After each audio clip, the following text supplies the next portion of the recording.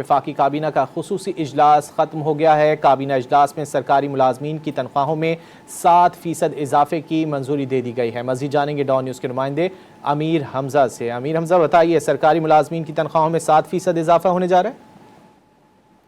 جی، وزیر اعظم شہباز شریف کے زیر صدارت وفاقی کابینہ کا اہم اجلاس پارلیمنٹ ہاؤس میں ہوا، اور اس اجلاس میں بجٹ 2025 اور 2026 اور 27 میں سرکاری ملازمین اور پینشن دونوں میں 7% اضافے کی منظوری دے دی گئی ہے۔ ذرائع کا یہ کہنا ہے کہ وفاقی کابینہ نے بجٹ دستاویزات اور فنانس بل مسودے کی بھی منظوری دے دی۔ یہ اجلاس پارلیمنٹ ہاؤس میں وزیر اعظم شہباز شریف کی زیر صدارت جاری تھا، اور اس اجلاس کے بعد ذرائع نے یہ بتایا ہے کہ دونوں یعنی تنخواہوں میں سرکاری ملازمین کی اور پینشن دونوں میں 7% اضافے کی منظوری دے دی گئی ہے۔ تاہم وزیر اعظم نے بجٹ 2026-27 پر بھرپور ساتھ دینے پر اتحادی جماعتوں سے اظہار تشکر کیا، اور وزیر اعظم شہباز شریف نے IMF کی معاونت کا بھی شکریہ ادا کیا۔